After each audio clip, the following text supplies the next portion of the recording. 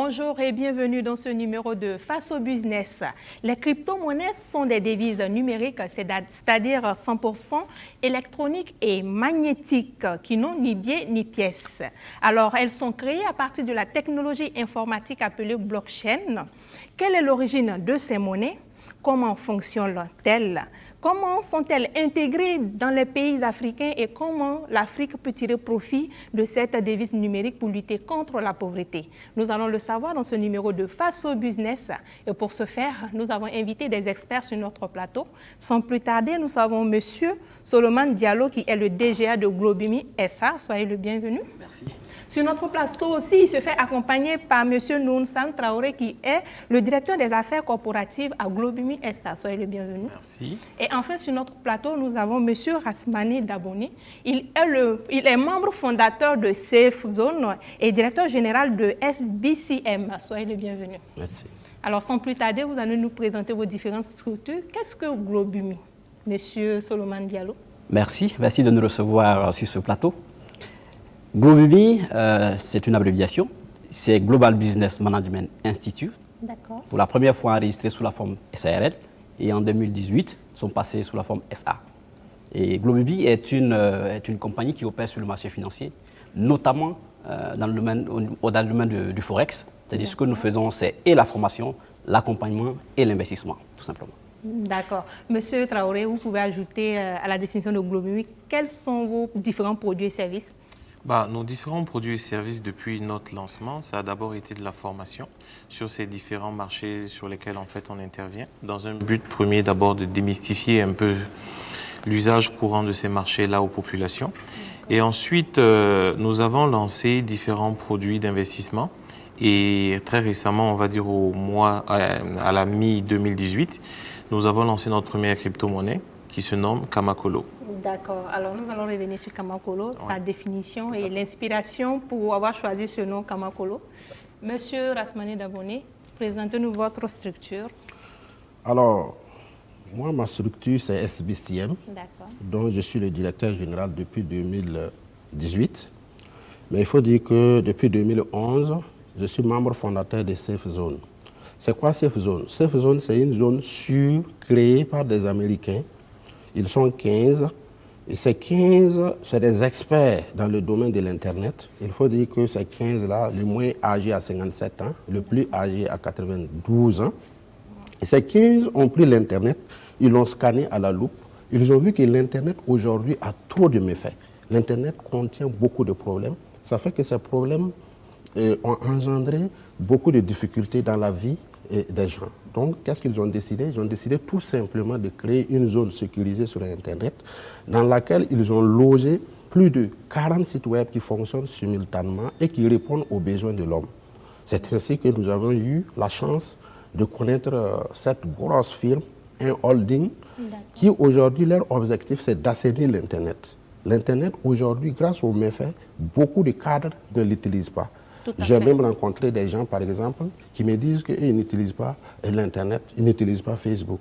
Or, au XXIe siècle, l'Internet constitue aujourd'hui un enjeu dans nos vies. Un grand marché. Un grand marché. Vivre aujourd'hui sans Internet, c'est comme se mettre une balle tout simplement dans la tête. Donc, c'est fort de ce potentiel que nous avons décidé et vraiment de nous engager à Safe Zone et de permettre en un temps soit peu aux Burkinabés qui n'ont pas confiance à l'Internet, d'une part, de refaire confiance et d'amener le monde entier à savoir qu'il y a un endroit sur Internet qui est sécurisé, où ils peuvent en toute tranquillité travailler, investir, faire tout. Mais pour terminer, il faut dire que Safe Zone regorge 4 concepts. Safe Zone, c'est à la fois l'Internet parfait, c'est à la fois du trading, c'est à la fois la blockchain, c'est à la fois la crypto-monnaie. Donc, ne pas connaître ces choses aujourd'hui, c'est un peu à l'image de nos parents qui n'ont pas eu la vision de comprendre que dans 30 ans, 40 ans, les parcelles allaient être vraiment importantes. Il fallait attraper un poulet, partir chez le chef et on te donnait des hectares et des hectares.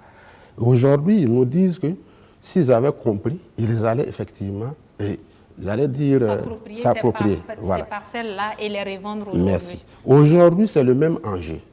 toute personne qui ne connaîtra pas ces zones de nos jours, il faut dire que dans 20 ans, il va se mordre les doigts de n'avoir pas connu ce holding. D'accord. Merci beaucoup pour cette présentation. Alors, Monsieur Diallo, parlez-nous un peu de votre parcours. Qu'est-ce qui vous a motivé à vous investir dans ce domaine-là? Merci. Il faut dire que toute l'histoire a commencé en 2016. Parce que comme là, je l'ai dit tantôt, la première fois que la Globumi a été enregistrée, c'était le 21 juillet 2016. Et c'est né de l'initiative de 3 jeunes. Donc, M. Bapelman Sombier Hippolyte, qui est aujourd'hui le PDG, M. Kwadio Berassou, qui est le DMC, et puis moi-même. Alors, à l'origine, qu'est-ce qui s'est passé? Moi, je suis entrepreneur de formation. Hein. C'est ce que je fais d'habitude. Donc, on est tous à la recherche, n'est-ce pas, d'une solution ou des solutions qui vont simplement permettre à la jeunesse africaine ou à l'Afrique de pouvoir s'en sortir. Oui. Et c'est là qu'en creusant, on a simplement découvert ce filon. Et on a dit, pourquoi pas, on va l'expérimenter. Et en creusant davantage, on s'est rendu compte que ce filon était encore très intéressant parce qu'il pouvait à la fois être une source non seulement de création d'emplois, mais aussi de richesse. Et nous avons dit, pourquoi pas, nous allons nous mettre ensemble et nous allons expérimenter cela. Bon, on a commencé à faire notre petit parcours de chemin. Et puis, les choses ont grandi. Les choses ont grandi parce que, au fur et à mesure que nous creusions, nous avions bien compris également que le potentiel était immense et qu'il fallait simplement permettre à toute la jeunesse africaine de pouvoir découvrir cela. Et pourquoi pas, pour qu'ensemble, n'est-ce pas, nous fassions en sorte que l'Afrique puisse effectivement s'épanouir. C'est l'objectif. Donc, on a placé tout de suite et maintenant des séances de formation que nous avons commencé véritablement à donner. Et je peux vous assurer que 2 ou 3 années après, aujourd'hui, quand on fait un petit point, nous avons pas mal de jeunes africains, et burkinabés notamment, que nous avons formés, qui aujourd'hui opèrent sur ce marché financier. Et donc, nous estimons que c'est quand même quelque chose d'assez important. Consistant. D'assez consistant. D'accord. Et même si, jusqu'à aujourd'hui, c'est un marché qui demeure encore mystérieux. Parce que quand on parlait de marché financier international, les gens vous prennent pour peut-être quelqu'un qui vient d'ailleurs. Ou bien pour des arnaqueurs. Et un truc de ce genre, voilà. Oui. Mais pourtant, c'est exactement ce qui se passe aujourd'hui. Moi, si vous me demandez aujourd'hui, est-ce que ça me dirait d'aller faire une plantation en Côte d'Ivoire? Je dirais non. Pourquoi? Parce que ce n'était pas adapté à mon époque. Mon époque, c'est tout ce qu'il a dit là, c'est l'Internet, c'est tous les outils qui peuvent me permettre de pouvoir effectivement challenger le jeune asiatique, le jeune américain, le jeune européen. Oui. Donc, à la fois, s'ils sont capables, eux, de le faire, il faut que la jeunesse africaine également comprenne. Et c'est un marché aujourd'hui accessible et il faut que la jeunesse africaine ose y aller. Parce que nous pensons que c'est un salut qui va permettre effectivement à l'Afrique de pouvoir tirer son épingle. Merci beaucoup. Monsieur Traoré, votre parcours, pourquoi vous êtes intéressé au domaine de finances numériques? Moi, déjà, à la base, je suis actuaire de formation. En fait, qui dit actuaire dit mathématicien du risque, gestionnaire de risque dans le domaine de la finance. Donc, c'est un domaine dans lequel je suis imprégné. Je suis vraiment aguerri depuis quand même, on va dire, 8 ans. Donc, on a touché un peu à tout. Je suis également entrepreneur. J'ai eu à créer quelques entreprises qui opèrent également dans le domaine financier et dans le domaine des assurances. Et bien sûr, j'ai rejoint l'aventure Globumi il y a quelques temps parce que nous partagions les mêmes visions avec les promoteurs. Et c'est à la suite de plusieurs séances de discussion que je me suis joint à l'aventure pour cheminer, parce que la vision que nous partageons est une grande vision. Et ce n'est qu'ensemble qu'on pourra vraiment réussir. Voilà. Ça ne sert pas que chacun aille un peu de son côté. Tout à fait. Comme on le dit, unissons nos forces pour un plus grand impact. Tout à fait. Je suis curieuse. Kamakolo, vous l'avez mentionné dans la présentation. Qu'est-ce que exactement Kamakolo? Merci. Kamakolo est une crypto-monnaie en devenir. D'accord? C'est une crypto-monnaie en devenir. Et qu'est-ce qui nous a motivés à y aller? Vous savez très bien que comme je l'ai dit, depuis 2016, nous opérons déjà sur le marché financier international, notamment sur le Forex, qui consiste simplement, vous savez très bien, achat et vente de devises étrangères. Oui. Et en creusant, nous avons compris qu'autour de cela, il y a encore bien d'autres opportunités qu'on pourrait non seulement saisir, mais aussi offrir. Et c'est en réfléchissant qu'on a décidé effectivement d'y aller. Pourquoi? Parce que vous savez que tout ce qui touche aujourd'hui au monde de la finance est assez délicat. Bon, les gens me disent de l'autre côté, c'est le nerf de la guerre. Moi, je dis c'est le nerf de la paix.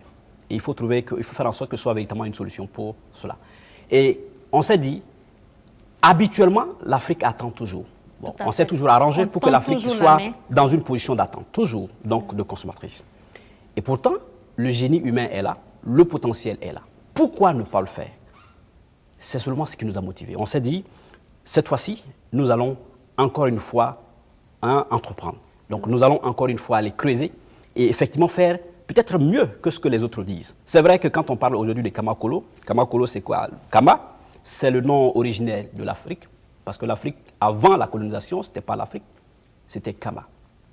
C'était Kama. Donc Kama, c'est le nom authentique de l'Afrique. Et Kolo, c'est comme pour ceux qui comprennent le Dula, c'est l'os. Ce qui est dommage, c'est qu'on ne nous enseigne même pas l'origine même du nom de l'Afrique. Mais on ne peut pas vous enseigner cela, parce que vous enseigner cela, c'est vous valoriser. C'est dire que vous êtes important, c'est vous dire que vous êtes intelligent, que vous pouvez apporter de la valeur. Oui. Donc on ne le fera pas. Il revient à l'Afrique, il revient à la jeunesse africaine. De chercher ses origines. Voilà. D'arracher cela. Et j'aime dire souvent, il faut arracher, parce qu'on ne va jamais nous offrir cela.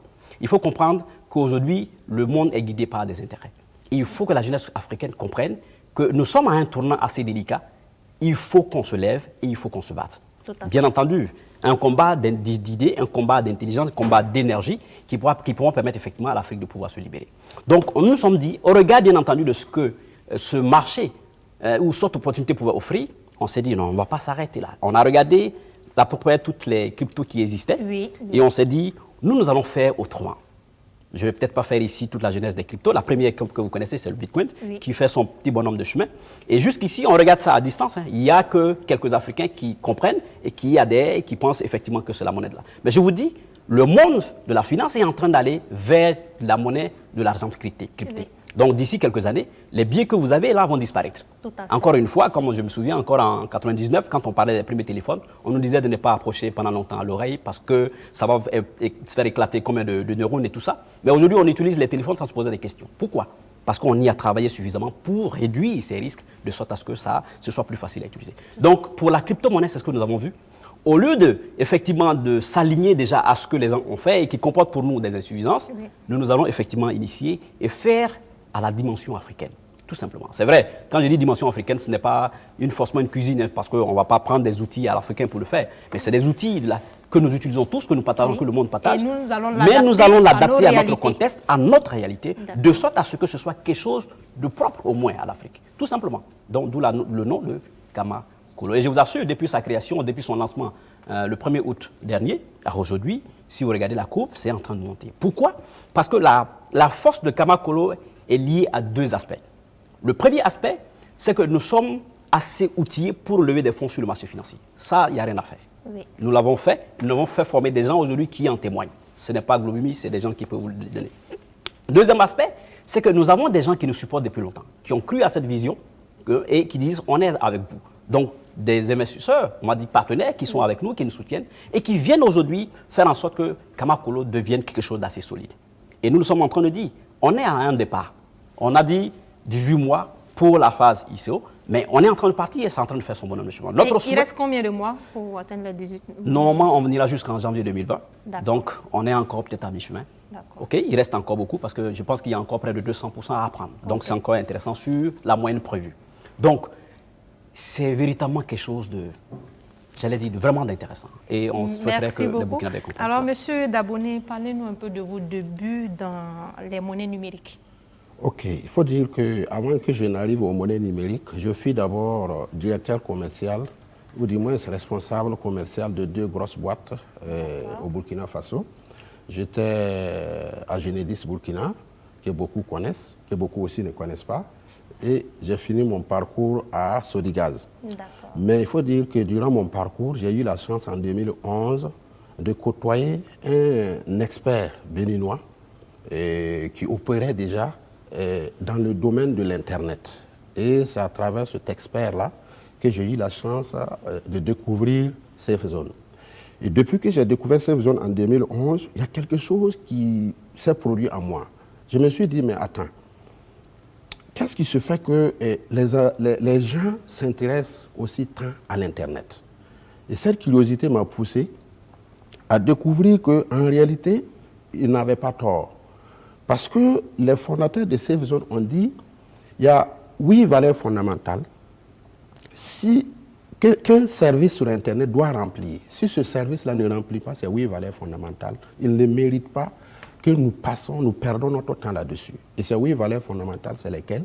C'est la confidentialité, c'est la protection de la vie privée, c'est la sécurité sur Internet, c'est le partage, c'est l'influence, c'est la famille, et puis il y a la charité. Voilà les 8 valeurs. Je me suis dit, mais tiens.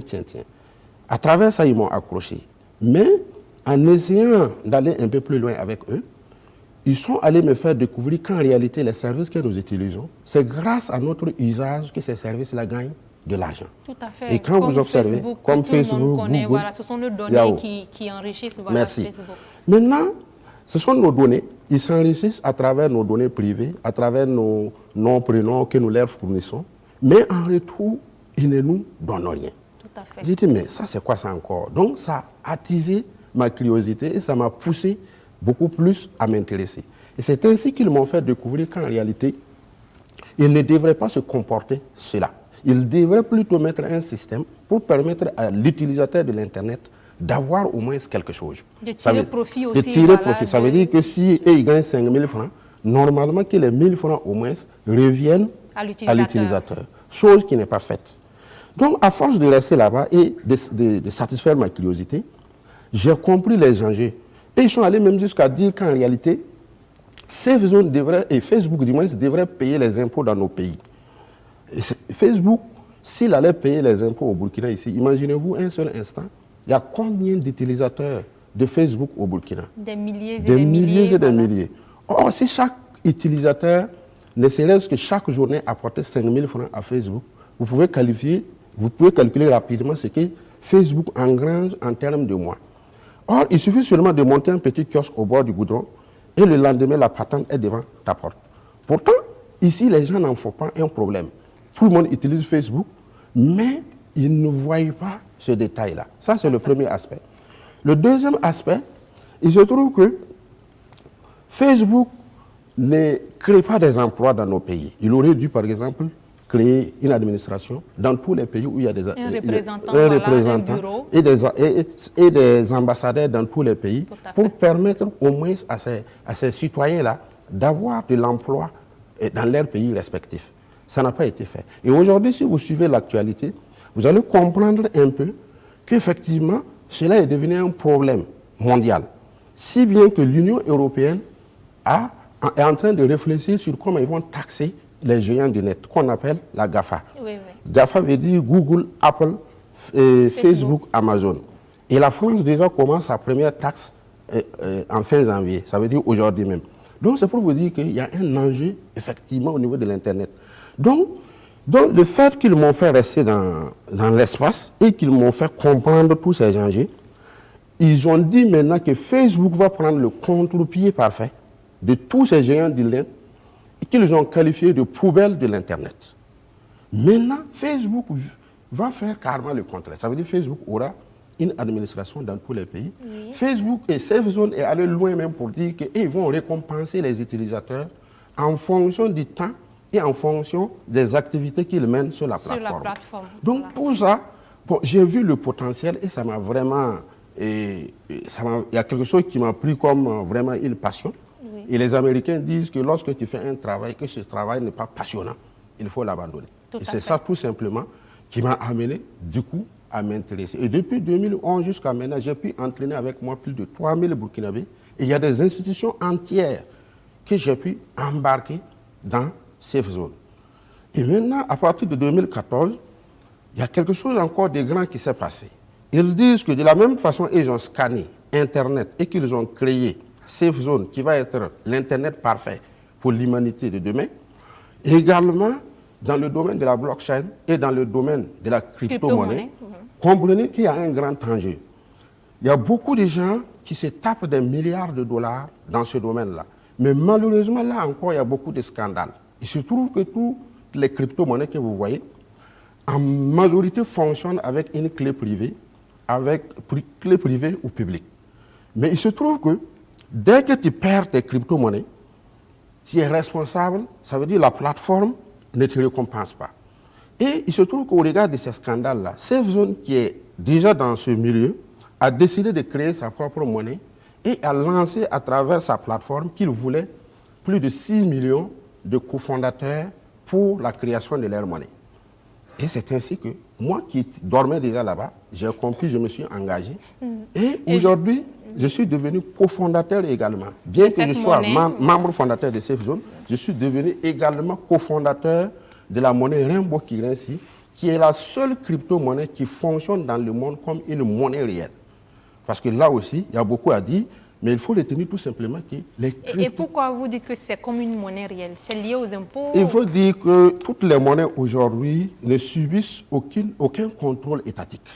Ça veut dire que les monnaies sont créées... Les monnaies numériques. Numériques sont créées pour offrir plus de liberté, plus d'indépendance, plus de rapidité dans les transferts à tous les usagers du monde. Mais au regard de ça, comme il n'y a aucun État, ils n'ont pas de banque centrale, il n'y a pas de structure financière, il n'y a pas de règlement, il y a toutes sortes de macabis qui interviennent là-bas et qui rendent souvent la vie difficile. Tu peux voir par exemple quelqu'un qui pirate ton compte ou bien quelqu'un qui hack complètement ton compte. C'est là encore les fondateurs de SafeZone ont dit, là encore, parce que généralement, ce n'est pas tous ceux qui sont premiers dans une invention qui créent les meilleurs produits. C'est ceux qui viennent après, qui regardent le prototype qui est déjà là. Le pour et le contre. Et le pour et le contre, et c'est eux qui créent. Et il se trouve maintenant qu'ils ont vu qu'ils ont déjà, en créant leur monnaie en 2017, ils ont utilisé la blockchain Ethereum. Et c'est là qu'ils ont compris qu'il y a beaucoup de méfaits là-dedans. Ils se sont retirés et ils ont créé leur propre blockchain qui s'appelle Twinkle Chain. Et la Twinkle Chain aujourd'hui passe pour être la meilleure blockchain au monde parce que là, forcément, il faut que tu t'identifies pour pouvoir l'utiliser. Si tu ne t'identifies pas, tu ne peux pas l'utiliser. Ce qui fait que même si quelqu'un vole tes données, même si quelqu'un vole les coordonnées, au moment où il va faire le retrait, on va lui demander son identité. Et si l'identité n'est pas conforme à l'identité précédemment enregistrée, il ne peut pas voler ta monnaie numérique. Donc aujourd'hui, il faut dire que les YEM passent pour être la meilleure crypto-monnaie au monde. Et nous avons fait notre ICO depuis novembre 2017. Et il y a plus de, il faut dire aujourd'hui, pratiquement toute personne qui vient à SafeZone, on lui offre gratuitement 100 YEM. 100 YEM veut dire que tu as 100 pièces dont la valeur est énorme. Imaginez-vous, on paye quand le Bitcoin naissait. Si vous aviez eu la chance d'avoir 100 YEM, aujourd'hui, vous vous retrouvez avec la valeur qui fait 3000 et quelques dollars aujourd'hui. Plus de 2 millions de francs CFA. Vous vous retrouvez avec plus de 2 millions de francs CFA multipliés par 100. Donc, c'est pour vous dire qu'il y a un grand enjeu là-dedans. Et aujourd'hui, nous ne pouvons pas découvrir ça. Nous ne pouvons pas en train de profiter de cela et laisser nos frères et sœurs burkinabés ne pas profiter de cet avantage. Et moi, ma bataille aujourd'hui, c'est amener ces 18 millions de Burkinabés à connaître SafeZone, à connaître sa crypto-monnaie, à connaître la blockchain qui s'appelle Twinkle Chain et à connaître Cashback Marketing qui est notre plateforme de trading. Donc voilà un peu. C'est pour dire que c'est quelque chose, ça ne demande pas beaucoup d'efforts. L'inscription d'ailleurs est gratuite. Et d'ailleurs, à la fin de l'émission, oui, nous allons revenir sur ça. Alors, Monsieur Diallo, beaucoup de thèmes techniques ont été utilisés. Nous allons faire un peu l'historique de la monnaie numérique pour que nos téléspectateurs se retrouvent. Tout à fait. Voilà. Merci. Je pense que c'est, comme je l'ai dit tout à l'heure dans mon développement, le monde évolue. Et au fur et à mesure qu'on évolue, on essaie véritablement de nous adapter aux enjeux, donc aux situations du moment. D'accord? Et les visionnaires le savent, que la monnaie physique que nous utilisons aujourd'hui va disparaître. Tout à fait. Pour preuve, si vous demandez à quelqu'un, est-ce que ça te dirait de passer le soir chez moi pour prendre tes 10 000? Il dit non, pardon, envoie-moi sur mon Orange Money. Tout à fait. D'accord? Presque Pourquoi? tous les paiements sont faits oui, par parce Orange que la personne Money. te dit, du coup, je vais réduire le risque et Oui. tout, et tout, et tout. Donc, du coup, tu fais clic, ça tombe dans mon truc. Et puis, moi, je paie. Oui. Donc, on est en train d'aller tout doucement vers là.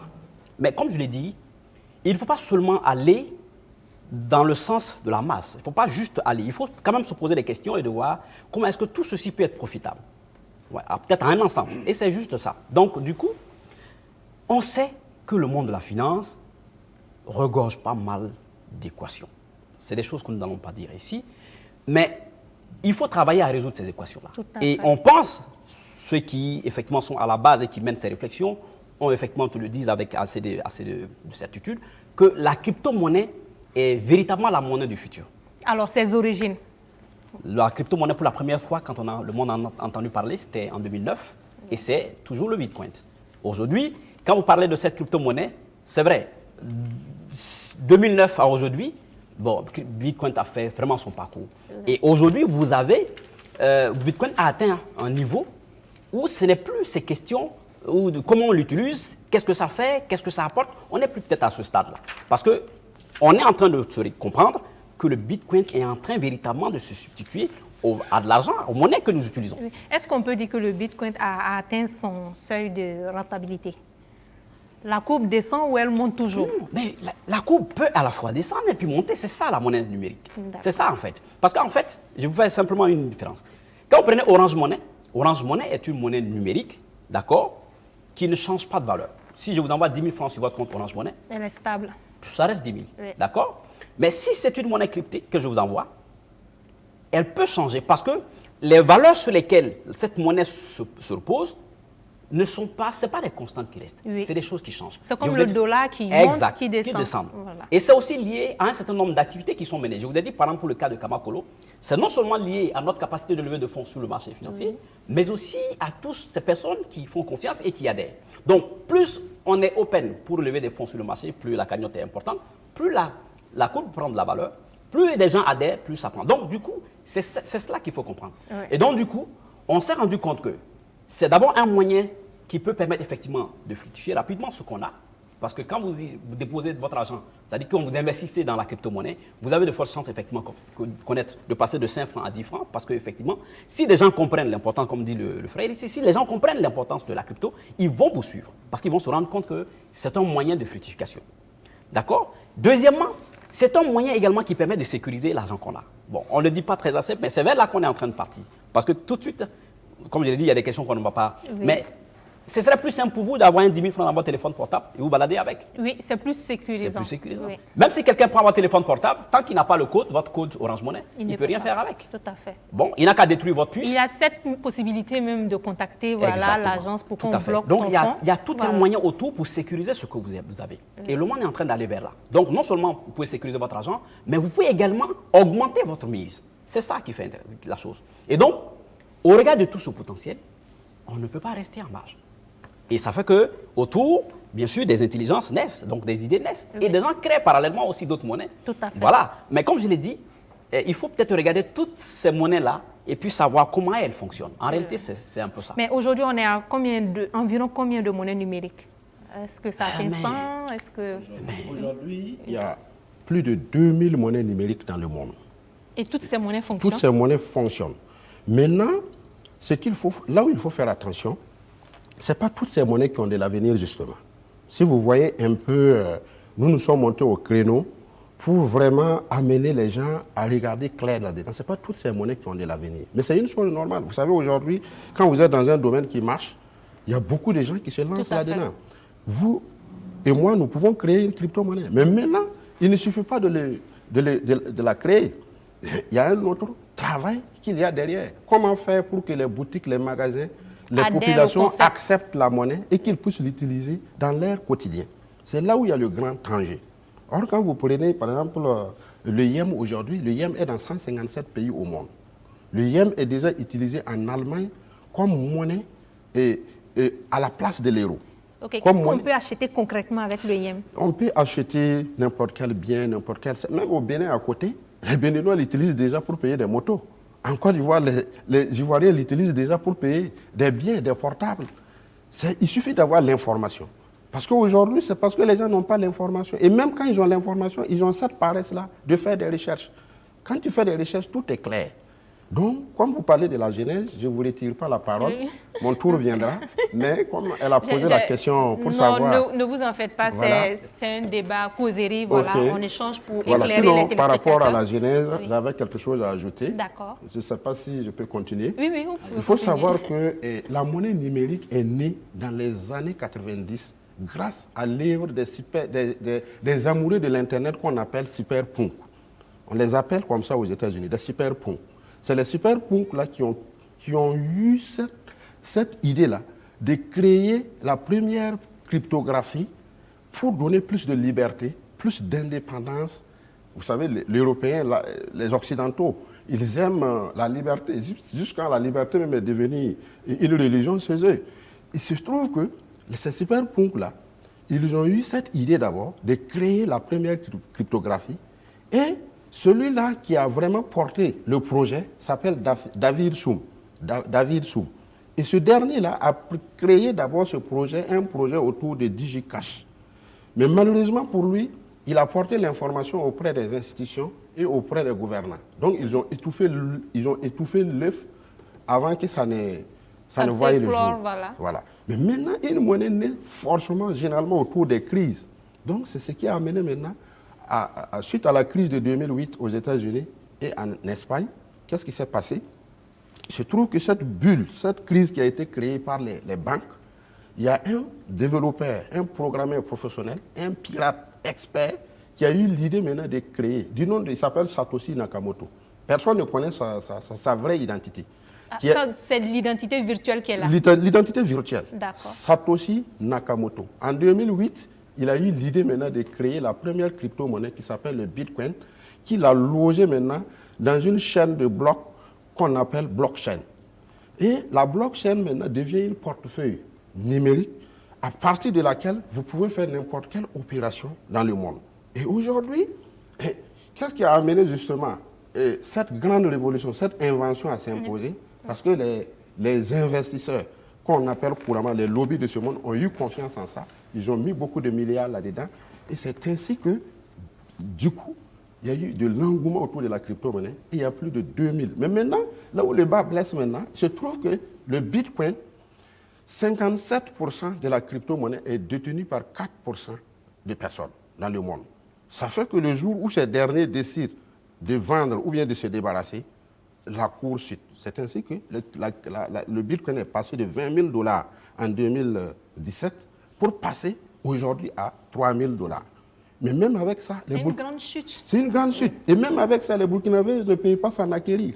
Voilà pourquoi je lance un appel à tous les milliardaires de ce pays de comprendre que les billets de banque qu'ils ont auprès des banques là, ne serviront à rien dans 10 ans, 15 ans. S'ils n'enlèvent pas le minimum de leur maximum pour investir dans la crypto-monnaie, ils seront tout simplement les pauvres de demain. Parce que ceux qui ont la crypto-monnaie, c'est eux qui seront les riches de demain. C'est ainsi que Christine Lagarde, qui est la présidente du FMI, est montée au créneau pour dire aux grandes puissances qu'ils doivent songer à créer des crypto-monnaies pour leur pays. Parce que c'est quelque chose qu'ils ne peuvent plus contrôler.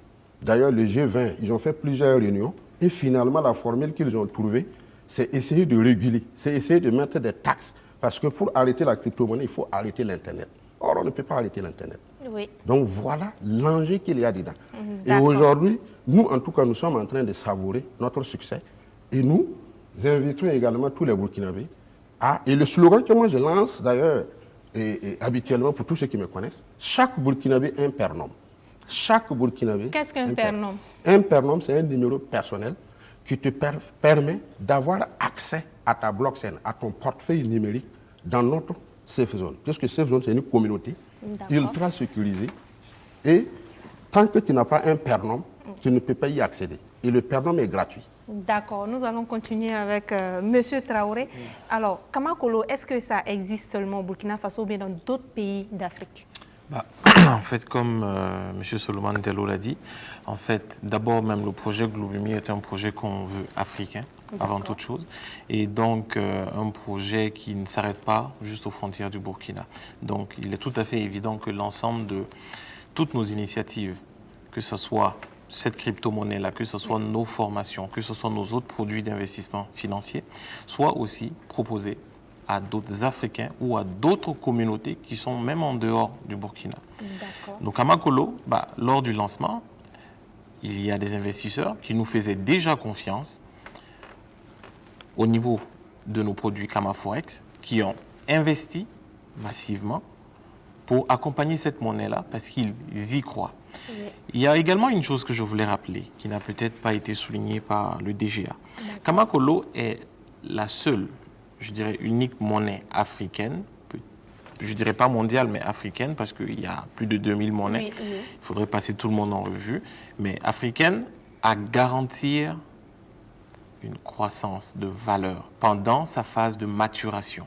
Je rappelle que, en fait, nous avons structuré cette crypto-monnaie-là pour répondre à plusieurs problématiques que le DG a rappelées. Les populations africaines, généralement, ont été mises toujours à l'écart des grandes décisions ou des évolutions, voilà, de l'évolution de ce monde-là. Oui. Donc, ce qui fait qu'ils prennent toujours le train en retard. Mais là, qu'est-ce que l'Afrique a raté comme train? C'est le train. On a eu l'ère industrielle, la révolution industrielle, on a raté ça. La révolution informatique, numérique, voilà. On l'a raté. Maintenant, on est en train de rentrer dans une révolution de cryptage. Oui. Je vais juste m'arrêter au cryptage. Donc, cette révolution de cryptage-là, il faut amener les Africains à y adhérer petit à petit. Mais tout en se souvenant de la particularité de notre contexte. Les populations n'ont pas énormément de moyens sur ça. Comme il l'a rappelé tout à l'heure, comme M. Rasmani l'a rappelé tout à l'heure, il faut que les gens aient de l'argent pour pouvoir acheter des bitcoins. Tout à fait. Ce n'est pas évident. Acheter un bitcoin qui va te coûter 2 millions, $3 000, plus de 2 millions de francs CFA, ce n'est pas évident. Donc, c'est en voyant tout ça qu'il a été décidé de lancer notre crypto-monnaie en l'adossant à notre activité de trading. C'est-à-dire que nos investisseurs, ceux qui achètent notre crypto-monnaie, depuis la création, même maintenant encore, jusqu'à la fin de la phase de maturation, vont voir la valeur de leur crypto-monnaie évoluer. Et elle évolue par notre activité de trading, c'est-à-dire les achats et les ventes de devises étrangères qu'on fait déjà en ligne. Ils vont pouvoir profiter de ces retombées-là, de ces rendements-là, au niveau de leur crypto-monnaie. Et on a prévu au minimum une croissance de 360% à la fin de nos 18 mois. Wow. Ça, c'est le minimum. Oui. Certaines personnes peuvent penser que c'est extraordinaire, mais nous vous invitons à venir à nos séances. Il faut rêver grand. Oui, mais là, ce n'est pas un rêve, c'est quelque chose qu'on fait déjà. Rêver, c'est si je vous dis qu'on va faire 8000%. Oui. Parce que, oui, 8000%, on ne l'a peut-être pas encore fait, mais monsieur Diallo peut le confirmer, monsieur Hippolyte Sombier a déjà réalisé 7800% sur ces marchés-là. Donc, oui, 7800%, ce n'est pas un rêve pour nous. C'est déjà quelque chose qui a été fait. 8000%, c'est peut-être un rêve. Mais déjà, je vais revenir encore. 360% au minimum. Et au maximum, on peut aller jusqu'à 3000%. Donc ça, c'est cette monnaie numérique-là qui a cette particularité-là. Maintenant, je veux revenir peut-être un peu en arrière dans l'historique de la monnaie. En fait, avant de parler de crypto-monnaie aux populations africaines, il faut d'abord recentrer la chose sur la monnaie. Les populations africaines ne savent vraiment pas ce que c'est que leur monnaie. Ils voient ça plutôt comme un outil. Tout à fait. Vu que c'est d'échange. Voilà, c'est un billet, c'est une pièce. Je vais vous donner une information. Les monnaies qu'on connaît, c'est-à-dire les monnaies fiduciaires, papier qu'on connaît, ne représentent que 2% de la masse monétaire qui circule dans le monde. Ça veut dire que tous ces billets de banque qu'on peut avoir dans nos poches et ainsi de suite ne représentent que 2%. Le reste est déjà numérique. On ne peut pas les imprimer. Techniquement, on ne peut pas les imprimer. Donc, c'est à travers des transactions que ça se fait. Tu veux acheter un bien à travers une banque, voilà. C'est ça. C'est juste des écritures comptables. Oui. Et au niveau de la BCAO, au niveau d'autres banques centrales, ils font juste des jeux d'écriture. Oui. C'est comme ça que ça marche. Maintenant, la crypto-monnaie, qu'est-ce que c'est? Comme M. Rasmani l'a dit, c'était pour répondre à certains besoins qui ont commencé à naître au vu de Internet, qui est un nouveau monde où les utilisateurs veulent avoir de la sécurité, ils veulent avoir de la confidentialité et puis ils veulent avoir de la liberté. Bon, on sait tous qu'aujourd'hui, si moi je me lève, ok, je veux acheter une maison aux États-Unis, je vais à la banque et qu'on me dit que la maison coûte 1 milliard, je dis à la banque, ok, moi je vais acheter la maison aux États-Unis. On va me demander des tonnes de papier. Tout à fait. Ok, pour pouvoir justifier, 1, où est-ce que j'ai eu l'argent, 2, vraiment, il faut prouver que tu vas vraiment prendre la maison, et ainsi de suite, et plein d'autres procédures. Et que le vendeur aux États-Unis respecte les impôts. Tout à fait. Bon, voilà. Bon, face à tout ça, les utilisateurs de Internet, qui sont majoritairement de la génération Y, c'est-à-dire des jeunes qui n'ont pas eu les contraintes de nous, nos parents, veulent la liberté. Oui. Cette génération qui est sur Facebook, WhatsApp et Instagram et autres veut la liberté. Donc, se sont dit, OK, on va penser peut-être à quelque chose pour offrir de la liberté au monde. Voici pourquoi cette monnaie-là, numérique, a pris automatiquement. Donc, dans le processus de création d'une monnaie, même si aujourd'hui, vous et moi, nous nous levons et que nous disons, OK, on veut créer une monnaie, ce qui va se passer, dans un premier temps, il faut un transfert d'abord de richesse, c'est-à-dire d'une monnaie que nous, Oui. vous et moi, on utilise ou que plusieurs utilisent. Donc, on transfère nos richesses d'abord dans cette Que monnaie-là. ce soit le CFA, Pas le ou CD, le dit- Naira, peu le importe. dollar, Voilà. Donc, l'euro. on a tellement confiance en cette monnaie-là que nous transférons notre richesse là-dedans. D'accord. Et ensuite, pour que cette monnaie-là vive, il faut pouvoir l'utiliser. Tout à En fait. réalité, en l'utilisant, c'est la troisième valeur de la monnaie qui est l'échange, la spéculation. C'est juste ça qu'on va commencer à faire. Et en transférant nos richesses dans cette monnaie-là, on utilise la deuxième valeur d'une monnaie qui est la réserve, c'est-à-dire la réserve de richesse. Oui. On a transféré nos richesses dans une autre réserve. C'est comme si Qui vous est achetez... numérique. Qui est numérique. C'est comme Voilà. si vous achetez de l'or. Oui. Vous transférez votre Et richesse on en or. dépose ça sur un compte. Voilà, Ok. c'est ça. Et c'est exactement ça qui se fait. Donc, on a décidé de transférer notre richesse au niveau de cette crypto-monnaie-là. D'accord. Et lorsqu'on fait ces transferts-là, ce qui va se passer maintenant, il faut faire vivre la monnaie. Donc, il faut pouvoir l'utiliser. Les transactions. Il faut pouvoir faire des transactions. Oui. C'est en utilisant la monnaie que, en réalité, cette monnaie-là va pouvoir être Générer de la valeur. avant même de générer de la valeur, va d'abord pouvoir asseoir une certaine crédibilité, une certaine légitimité. Tout à fait. Aujourd'hui, oui, en tant qu'investisseur, vous serez plutôt attiré par le profit. Tout le monde est derrière le profit. Mais l'idée première de la crypto-monnaie, lorsqu'elle a été créée, même celle du Bitcoin, n'était pas de faire de la richesse. C'était juste La liberté. la liberté et protéger les gens lorsqu'ils font des transactions sur Internet. Donc, c'était une monnaie pour pouvoir faire des transactions sur Internet. Maintenant, par la suite, la valeur intrinsèque d'une crypto-monnaie qui est de ne pas augmenter on va dire, de nombre, la valeur nominale, en fait, on ne va pas l'augmenter, Oui. tout simplement après la période de ICO, c'est-à-dire, par exemple, dans le cas du Bitcoin, c'est 21 millions de Bitcoins qui ont été arrêtés, c'est-à-dire il n'y a plus aucune émission de Bitcoin supplémentaire. Ouais.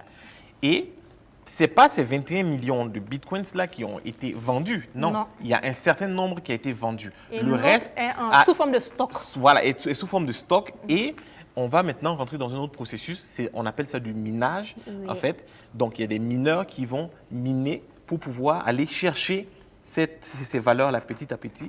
Et ces mineurs à C'est comme travers... si ces personnes vendaient, au fait, en Non. contrepartie Oui, d'une c'est valeur. ça. C'est ça. C'est exactement les ça. vendre, comme on dit, les liquider en quelque sorte. Tout à fait. Oui. D'accord. Donc, c'est ça qui va se passer. Donc, vous voyez, le fait de ne pas rajouter encore de nouveaux bitcoins ou de nouvelles crypto-monnaies, le nombre de crypto-monnaies reste fixe. Oui. Maintenant, dites-vous une chose. La crypto-monnaie elle-même, en tant que bien, en tant qu'actif, imaginez-vous qu'on est dans un marché. Là, je vais parler un peu de termes économiques. On est Oui. dans un marché où un bien, l'offre d'un bien n'augmente pas, mais la demande augmente. Augmente. Qu'est-ce qui se passe? La valeur va bouger. Tout à fait. Voilà. Une inflation. Non, la valeur augmente d'abord. Oui, d'accord. D'abord, on ne va pas parler d'abord de termes d'inflation. La valeur va augmenter. Oui. Donc, ça, qu'est-ce que ça permet aux populations ou aux gens qui utilisent le Bitcoin? Pourquoi ils se sentent rassurés, par exemple, avec ces crypto-monnaies-là? C'est que l'inflation n'a pas lieu sur ces La monnaie numérique. crypto-monnaies-là. Parce qu'on ne peut pas créer de nouvelles richesses de plus que ce qui existe déjà. En D'accord. fait, l'inflation... Donc, ils sont en sécurité en quelque Voilà. sorte. Voilà. OK. Contre Voici l'inflation. pourquoi M. Rasmani a dit qu'il y a 4% des utilisateurs qui détiennent 57% des crypto-monnaies. Oui, Et 97. 97%. Oui. Vous voyez, les banques ou les multinationales, elles sont très intelligentes. Et dans leur recherche d'optimisation de leur richesse, quand elles ont senti que le Bitcoin répondait à certaines choses et que l'Internet, c'est leur marché à eux d'avenir Oui. dont ils contrôlent la totalité, ils ont décidé de transférer une grosse partie de leur richesse dans ces crypto-monnaies-là. Déjà, à la base, elles ont déjà de l'argent. Et lorsqu'elles faisaient ce transfert-là, et c'est lorsqu'elles faisaient juste ce transfert-là que la valeur a monté jusqu'à 20 000 $. Ce n'est pas pour une autre raison. Oui. Vous comprenez? Oui. Donc, il y a eu une demande trop forte, Oui. sur le marché Oui. et ça a fait monter la valeur. D'accord. Et là, maintenant, le marché a corrigé En train de se tranquillement. stabiliser. Maintenant, vous comprenez avec moi que nous autres investisseurs, on peut acheter de la devise. Dans tous les cas, c'est un peu ça qu'on fait à Globimi. Oui. On achète des devises, on vend, histoire de pouvoir réaliser des profits qu'on reverse à nos investisseurs. Et tout. Voilà. Mais on pourrait le faire exactement avec les crypto-monnaies, parce que ce sont des monnaies, ce sont des devises également. Oui. Mais pour l'instant, nous, on a décidé de lancer notre crypto-monnaie. Et contrairement aux autres crypto-monnaies, on s'est dit, OK, les populations africaines, elles ont besoin d'abord de gagner de la richesse. Et dans ce processus de gain de richesse-là, on va adosser notre crypto-monnaie à notre activité de trading. D'où elles ont acheté une crypto-monnaie à une valeur qui était très basse et nous allons faire croître la valeur de cette crypto-monnaie-là jusqu'à à travers le trading qui n'est pas le même trading dont monsieur parlait, monsieur Rasmani. Parce que monsieur Rasmani, lorsqu'il dit trading, en fait, c'est une plateforme où il y a beaucoup de boutiques. Vous savez, en anglais, le mot trading, ça veut dire commerce. Oui. Mais nous, le mot trading, ce n'est pas dans le même sens. C'est plutôt dans le sens plutôt de marché boursier. Du forex, oui. Notamment, du marché des devises étrangères. Donc, c'était la petite clarification que je voulais faire. Curiosité, est-ce qu'on pourra, à maturation, est-ce qu'on pourra acheter une maison avec du Kamakolo? Parfait. Là, vous avez posé la bonne question. Bon, je vais d'abord laisser la parole Monsieur Diallo. Merci à M. Traoré qui a fait un très bon développement. Mais c'est l'objectif, en fait. C'est l'objectif. Comme vous le savez, aujourd'hui, si vous poussez vos recherches, vous allez vous rendre compte que même le Bitcoin, aujourd'hui, est utilisable. Donc, c'est une monnaie d'échange aujourd'hui. Et c'est ce qui va se passer avec, effectivement, Kamakolo et peut-être bien d'autres monnaies numériques qui, effectivement, vont respecter le schéma, bien entendu, d'un développement, j'allais dire, durable. C'est simplement ça. Voilà. Alors, pour utiliser un Kamakolo ou bien le Kamakolo pour acheter une maison, est-ce qu'il faut forcément qu'un agent immobilier soit détenteur de Kamakolo? Bon. Je veux comprendre au fait. OK. Pour répondre à ça, en réalité, qu'est-ce qui va se passer lorsqu'on aura fini notre phase de maturation avant de se lancer en ICO? Ce qui va se passer, c'est que nous aurons aussi fait déjà de la promotion auprès de la population pour l'utilisation de cette monnaie numérique-là. Déjà, il y a une chose qui est très intéressante. Ouais. En date, au jour d'aujourd'hui, les utilisateurs de Kamakolo, si vous dites à un utilisateur de Kamakolo, ah, regarde, moi j'ai des Kamakolo, mais je veux te donner, je cherche quelqu'un pour pouvoir acheter mes Kamakolo.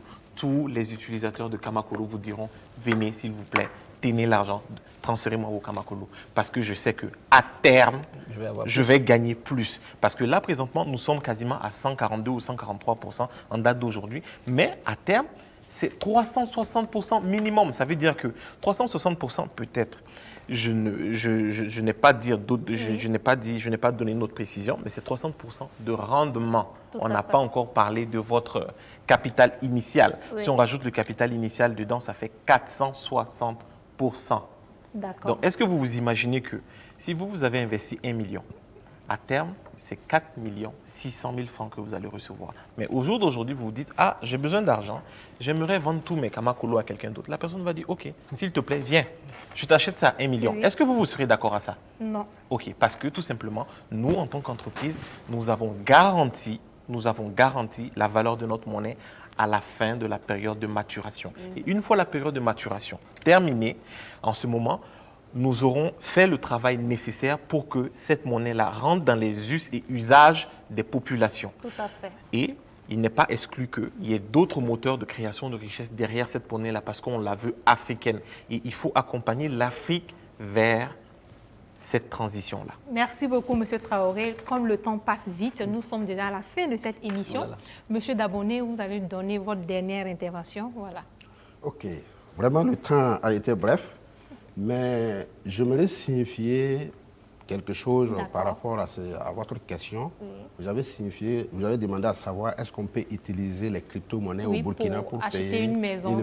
Par exemple, le YEM. Est-ce qu'on pourra l'utiliser pour acheter une maison au Burkina Faso? Déjà, les Américains l'utilisent pour payer des appartements au niveau de l'Allemagne. D'accord. Et il y a une plateforme même qui permet à tous les détenteurs du YEM dans le monde de pouvoir être copropriétaires. On appelle ça propriétaire fractionnaire des immeubles aux États-Unis et en Allemagne. Et moi, des immeubles, par exemple, si des immeubles qui ont 100 appartements, ça veut dire quoi? Une personne peut avoir un appartement, c'est ça? Puisque Safe Zone est un espace qui peut, j'allais dire, avaler n'importe quelle entreprise, quelle qu'en soit son ancienneté. Il se trouve que les agences immobilières en Allemagne comme aux États-Unis ont fait confiance à Safe Zone et aujourd'hui, Safe Zone a émis un sous-jeton qu'on appelle TEC. et à travers le tech que tu peux utiliser maintenant pour payer ton loyer, payer carrément l'appartement en Allemagne. D'accord, nous sommes déjà voilà, à mais la fin mon mot de fin, oui. c'est que le problème de l'Afrique francophone, ce n'est pas seulement le franc CFA. L'Afrique francophone est confrontée au manque de vision. Donc, je lance un appel à tous les Burkinabés de comprendre que le tournant que nous avons n'est plus un tournant, ce n'est plus une question seulement de monnaie, de franc CFA, mais c'est une question de vision et nous devrions maintenant saisir ces opportunités-là. Sinon, le monde de demain sera encore plus difficile à vivre. D'accord. Donnez-nous juste votre numéro WhatsApp. Mon numéro WhatsApp, c'est le 70 00 56 25. D'accord. Monsieur Diallo, pour conclure. Alors, je dirais qu'il faut encore ce type de débat. Oui. Parce que, comme il a dit M. Traoré, nous sommes à une époque où le langage est véritablement crypto-monnaie. Tout à fait. Okay? Il y a eu des époques, comme il a dit, d'industrialisation, technologie, machin, tout ça. Mais on est aujourd'hui à cette époque-là. Et il n'est pas question que l'Afrique reste en marge. Il n'est pas question.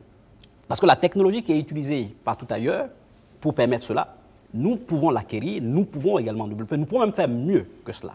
Donc, tout ce que je peux dire ici, c'est d'inviter la jeunesse africaine. Comme on dit, l'avenir de l'Afrique appartient à la jeunesse africaine. Donc, j'invite la jeunesse africaine à creuser davantage. À se former, à s'intéresser. À comprendre de quoi il s'agit, vers là où va le monde, pour qu'ensemble, nous puissions prendre des décisions qui participeront véritablement au développement de notre cher continent. D'accord. Votre contact WhatsApp? C'est le 76 50 18 03. 76 50 18 03. Vous allez rappeler pour vous? Sur moi, c'est le 70 00 56 25. D'accord. Juste un dernier mot, M. Traoré, pour conclure. Déjà, je remercie BF1 et l'opportunité qu'on nous a donnée de pouvoir exposer ou présenter ce que nous pensons de la crypto-monnaie et principalement notre crypto-monnaie.